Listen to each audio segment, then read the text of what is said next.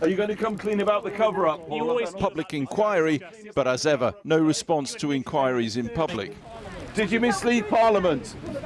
Warned about self-incrimination by the chairman, Paula Vennells, like all of them, apologised mostly for what happened, not for what she did.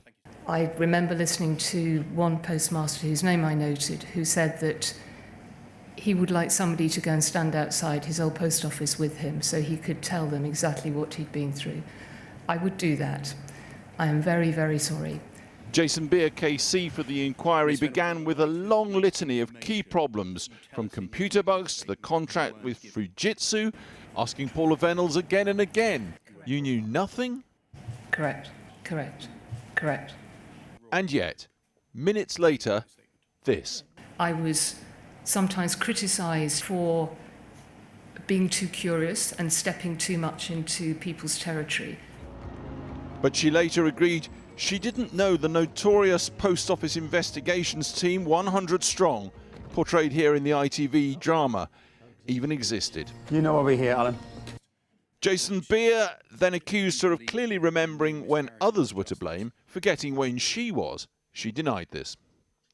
Paula Vennells, Select Committee, 2015, where MPs accuse her of lying. Recently, the Royal Mail boss Moya Green texted her saying, "What I have learned from the inquiry / parliamentary committee questions is very damaging. When it was clear the system was at fault, the Post Office should have raised a red flag, stopped all proceedings, given people back their money, and then tried to compensate them from the ruin this caused in their lives.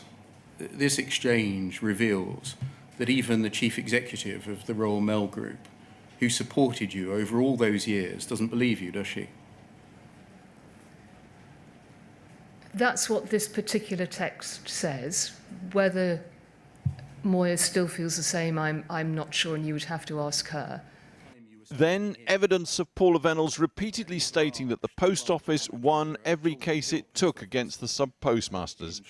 She was then confronted with case after case proving this was totally false. Why were you telling these parliamentarians that every prosecution involving the Horizon system had been successful and had found in favour of the Post Office?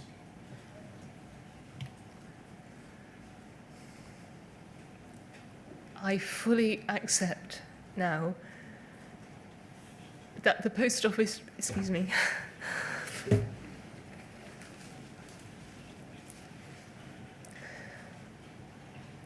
the Post Office knew that. I completely accepted. Personally, I didn't know that, and I'm incredibly sorry that that happened to those people and to so many others. Late in the morning, Jason Beer moved on to Martin Griffiths. Overcome by a false Post Office prosecution, he took his own life.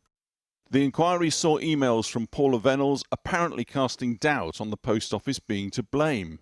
I had a personal experience of a previous Post Office colleague who had took their own lives, and I phoned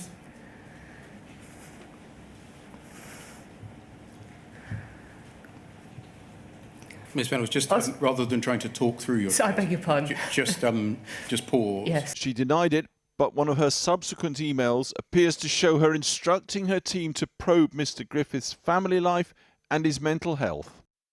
Can you let me know what background we have on Martin and why this might have happened?